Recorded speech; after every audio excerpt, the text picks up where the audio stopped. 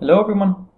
So in this video I'm going to do the problem number 730 from the book. The question is asking two different questions. First part is asking for a calculation of alpha so that the time constant of the circuit after the switch moves from the state X to state Y is equal to 40 milliseconds, and then after that it wants to basically analyze the circuit using that alpha.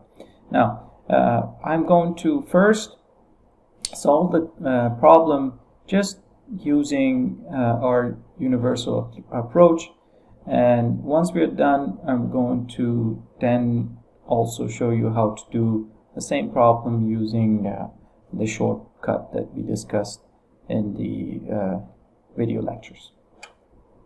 Okay, so we're going to start by labeling the circuit. Now for the first part we only our concern is after the switch, so we're not going to do the circuit before the switch at this point and assume that the circuit basically is what's important in the circuit is the capacitor connected to the right hand side of the circuit. So I'm going to label the right hand side basically. So this is one node, another node, and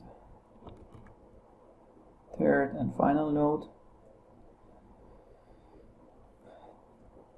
In terms of currents, I'm going to assume that there's a current ICT here, and then there's a current I1T through the resonator, through the resistor 20 kilo ohm, and then obviously the current through the dependent current source is alpha times V delta.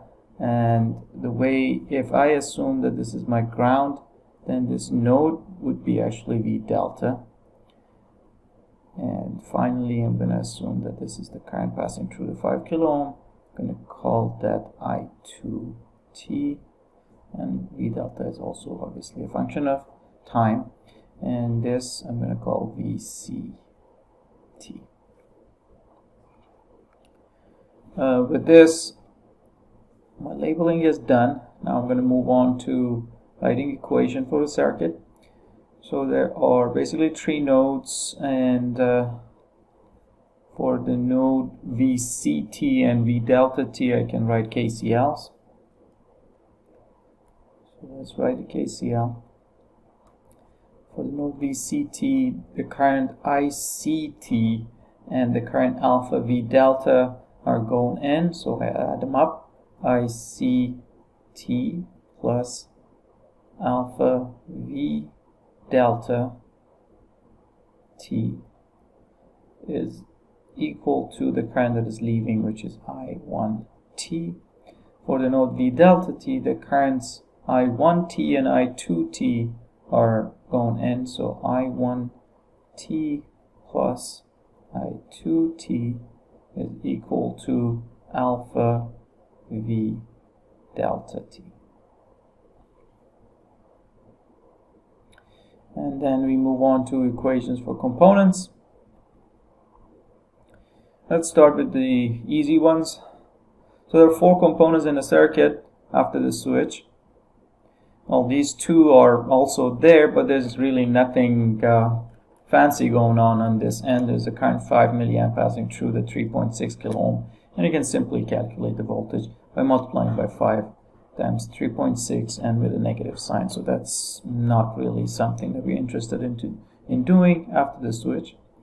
For the 20 kilo ohm, the equation for that component would be IT is equal to VCT minus V delta T divided by.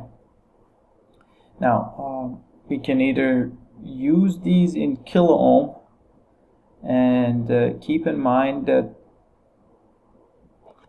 the currents are going to be in milliamp, and if you use farads, and then your time constant needs to be also taken care of, because time constant is the resistance times the capacitance, and if you're using kilo ohm, then what that means that your time constant is in kiloseconds. So you can do one of the two either. I'm going to actually use the actual value of the resistor, the 10 times 10 to the 3 value. Then for the current, for the 5 kilo ohm, the current would be I2t is equal to 0 minus V delta t divided by 5,000. And then finally, for the capacitor, which is the only component that's left beside the dependent source, for which we don't have to write an equation. We already know we used the equation for the current source in order to write the KCL when we said the current is alpha V delta. For the capacitor, the equation is ICT is equal to C, the capacitance. Now C is given, it's 0.8 times 10 to the minus 6, which is basically 8 10 to the minus 7. So 8 times 10 to the minus 7, derivative of 0 minus VCT. I'm just going to put the minus here. VCT dt. With this,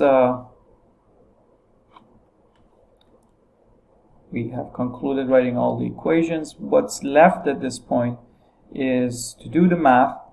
You can take any of the unknowns and basically try to reduce all 5 of these equations to one equation with that specific unknown as the one left in your final equation, at which point you can then turn it into this differential equation, and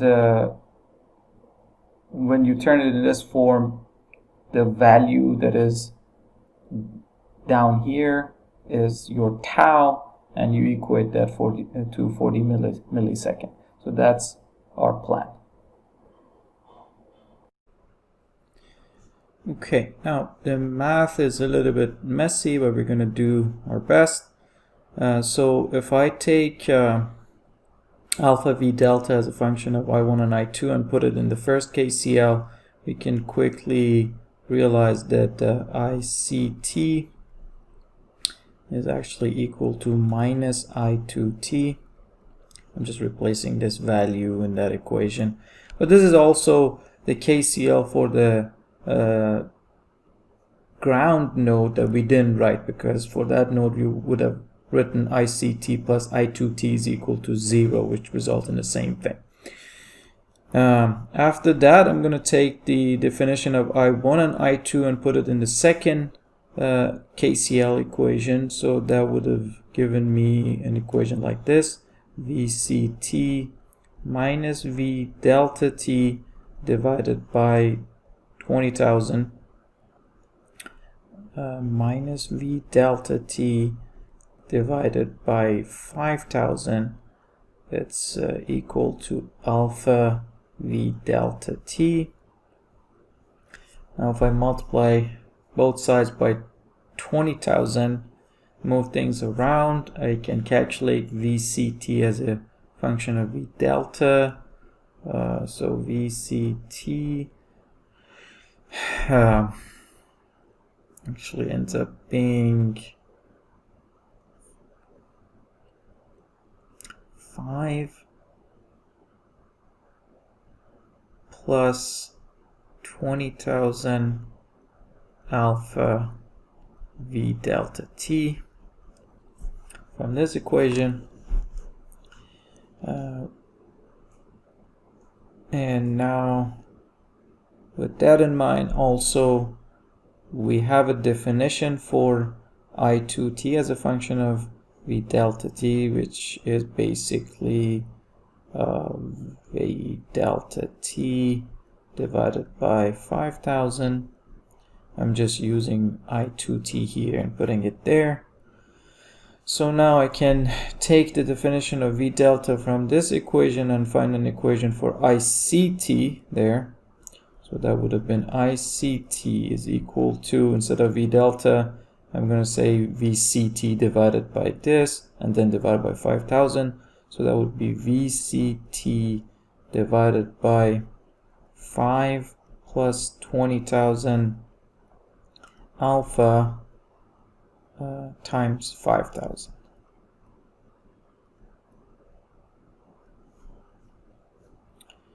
Now this is actually equal to this value that we have right here. So this is actually equal to minus 8 10 to the minus 7 dVCT dt, and this basically gives me the one equation that I was looking for with only VCT as an unknown. So I move things around. This would be, and I'm going to bring it to that form. So 8 times 10 to the minus 7 dVCT dt plus VCT divided by 25,000 plus, that's 10 to the 7, 10 to the 8 alpha. So that's 10 to the 8 alpha is equal to 0. Now in order to bring it to that general form that we have right there, I'm going to divide everything by 8 times 10 to the minus 7. So from this I have dVCT dt plus VCT divided by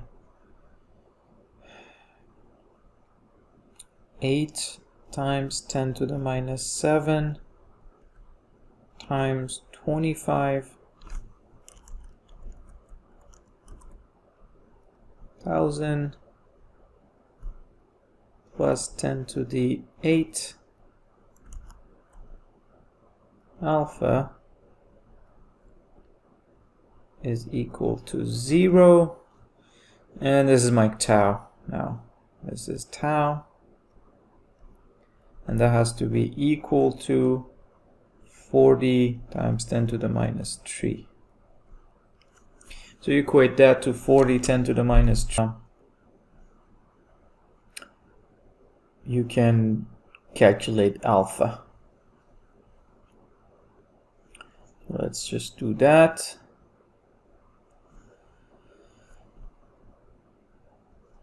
So 8 10 to the minus 7 times 25,000 plus 10 to the 8 alpha is equal to 40 10 to the minus 3. This goes away and turn that to 10 to the minus 4.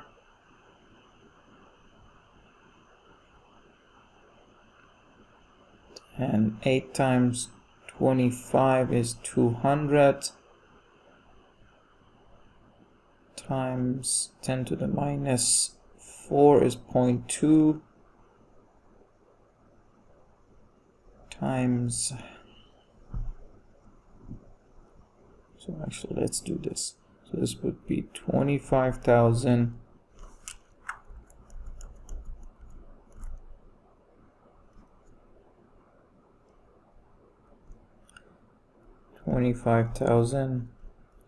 plus 10 to the 8 alpha is equal to 40 divided by 8 10 to the minus 4.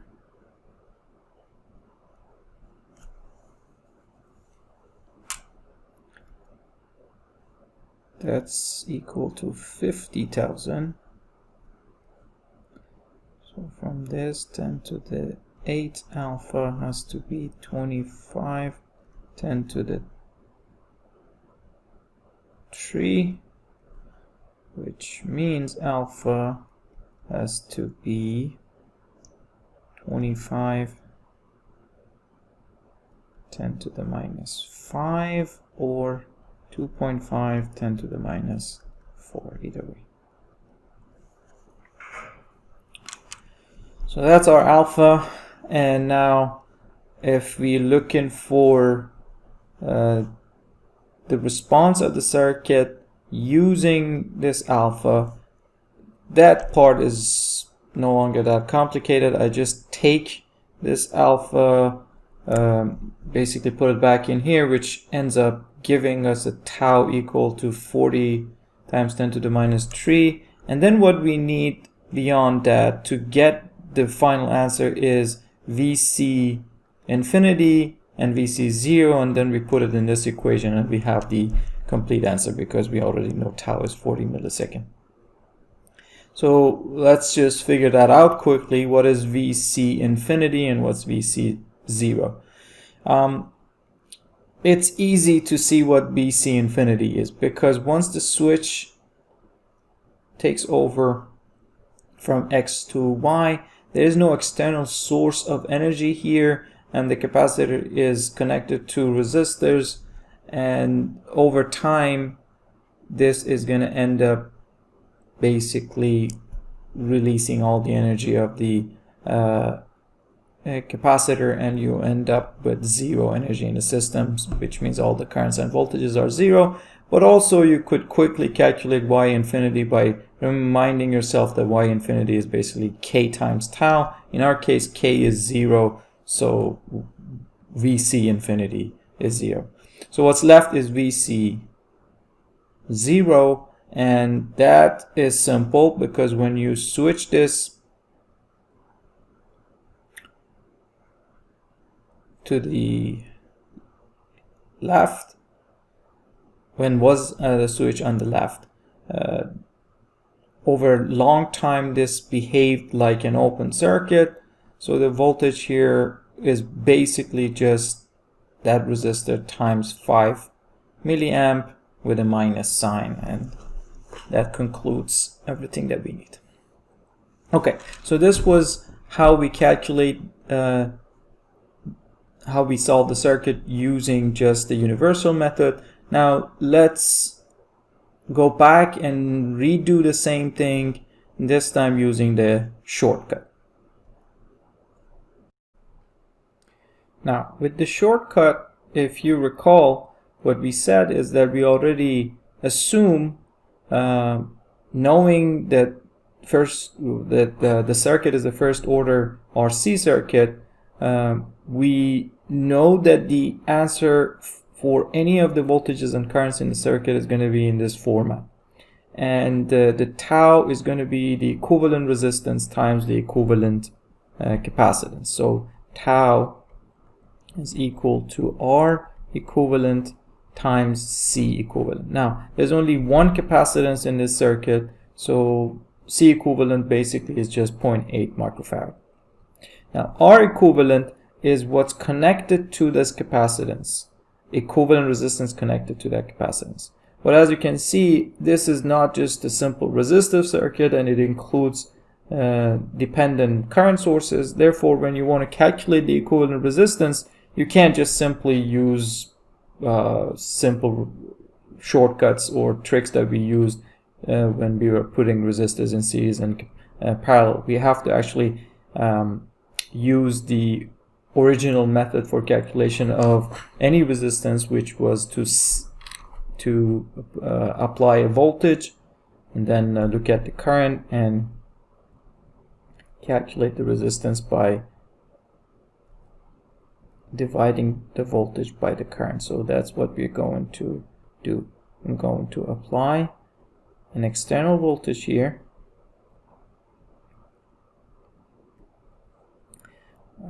You can call it 1 volt, or you can call it V test.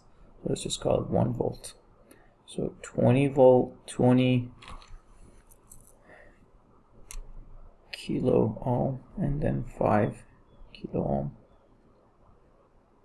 This is alpha V delta, and this is V delta. So let's start labeling the circuit.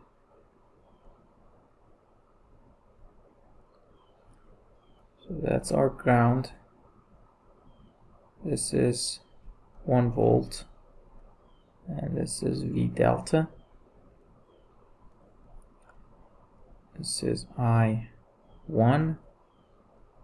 We'll call this I2. And by now we know that this is actually end up being I1, so let's just call it I1. The reason we know that is that when you write the KCL for this ground down here, these two currents have to be equal to each other. So with that, let's write the equations. KCL at this point is I1 plus alpha V delta is equal to I2. The second one is going to give you the same thing, because I wrote the KCL for this node in order to say these two are equal to each other, so I don't have to write a third one. So that's that. And then the equation for the components, I1 for the 5K is equal to V delta divided by 5,000, and I2 is equal to 1 minus V delta divided by 20,000. Now we take all of that, put it in that equation, so that gives you V delta divided by 5,000 plus alpha V delta is equal to 1 minus V delta divided by 20,000. This was 20,000, right?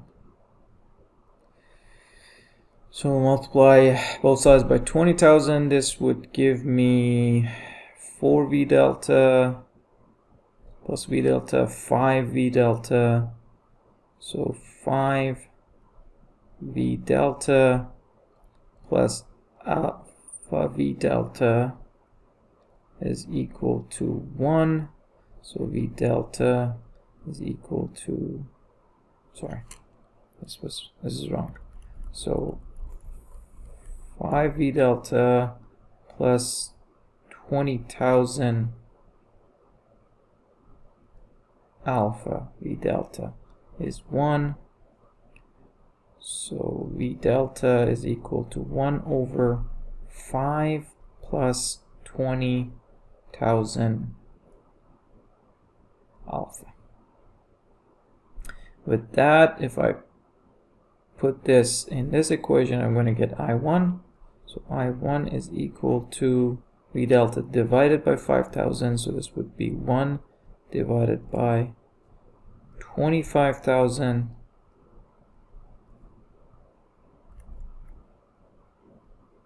plus 10 to the 8 alpha, which means now from this, R equivalent is 1 volt divided by I1, 1 divided by I1, which is 25,000 plus 10 to the 8 alpha ohm. Now you put that here, tau is equal to R equivalent, which we just calculated it, is 25,000 plus 10 to the 8 alpha times C equivalent, which is 0.8, 10 to the minus 6, and that has to be equal to 40, 10 to the minus 3. And obviously from this you can calculate alpha, which has to come out to be exactly the same thing that we calculated for the other one. From this equation I can already tell that this is going to be, this was pretty much what we saw earlier. So you're going to get the same alpha, and once you got the alpha, again going back to this equation, you can quickly calculate VC0 or any other value 0 and then VC infinity, and then you already have tau and calculate any voltage or current in the circuit. So this was the shortcut. Obviously this was slightly shorter. A bit of attention needs to be paid into how to calculate the R equivalent, but if you're careful, this method is generally faster than the other one, less manipulation of equations, which was kind of hard considering that you have to deal with derivatives. Hope this was helpful. Thank you very much.